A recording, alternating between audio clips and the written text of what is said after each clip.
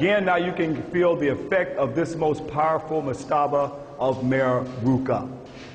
We are right here inside a mastaba that has over 300 rooms. This brother formed his mastabas for his whole family, like a home with rooms and many rooms, and look how large it is. And we're talking about during the Old Kingdom. And he was a Tajeti, or what is known as a vizier for Teti. Now, what was his job? What did he do? He looked over all the others who were the builders of the mastabas. He also was the overseer of the crafts in the area. Now, what relationship can we connect that to what we know today? That is Masonry. This is where he was the overseer of, he was the grand master of all the crafts, all the workers in this area. So he was a very serious grand vizier that would be equivalent to somebody like Imhotep. But he was for Teti. Now, of course, to become such a high status, you had to go to school for 40 years to become the grand master.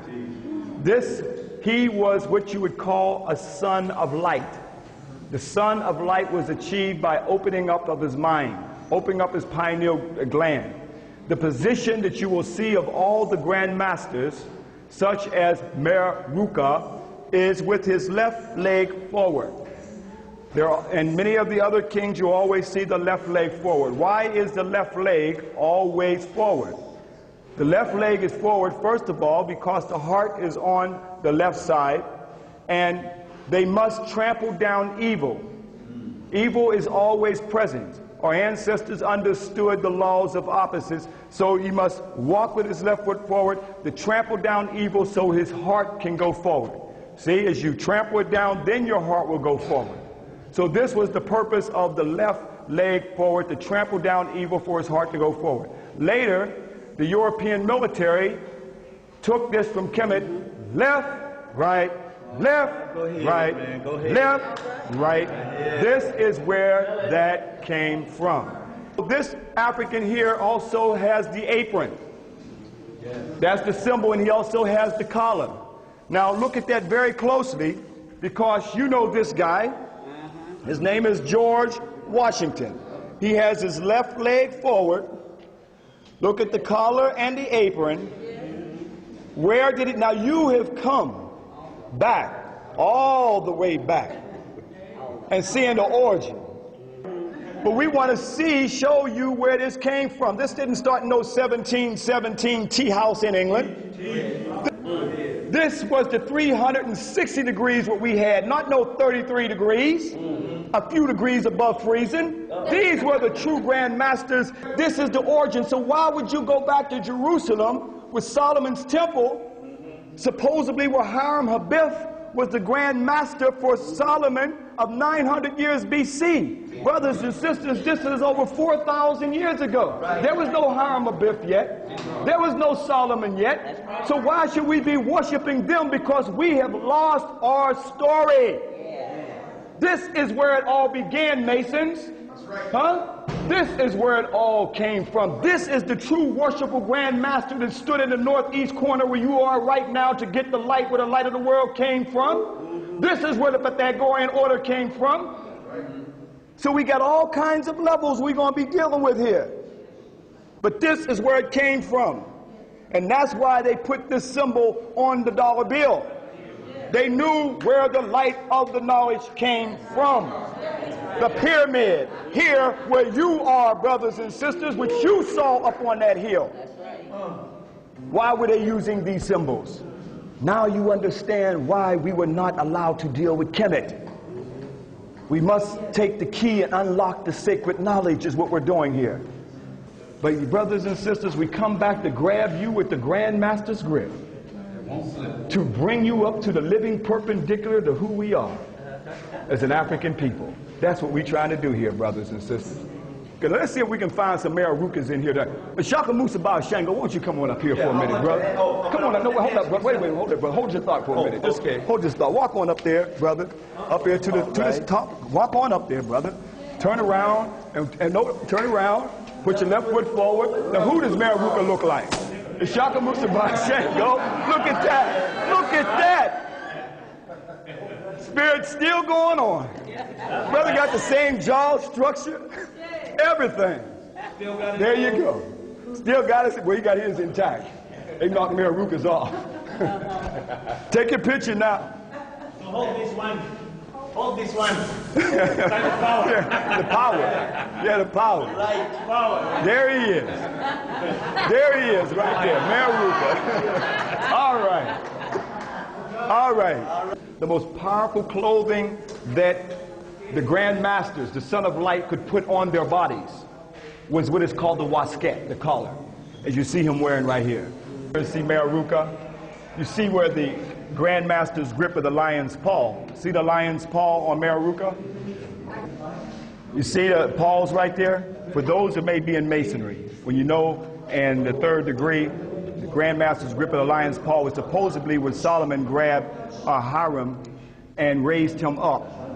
But look at now keep in mind that Meruka was the Grand Master's. Look at the Grand Master's grip of the lion's paw. Look at the lion's paw right there. See on his garment right there? His collar. This is where the origin of the Grand Master's grip of the lion's paw came from. Also, this game is called Senet. Now you can see where chess came from. Okay?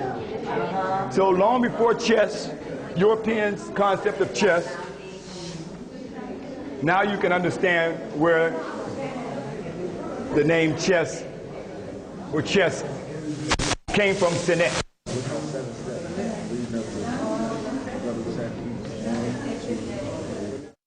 Meruka of the 6th dynastic period over 4,000 years ago. But look at this. You see him with the collar and the apron because he was truly the Grand Master of his time. Now you can understand where George Washington with his left foot forward, the apron and the collar is all coming from you, Brother Mason. Coming from you.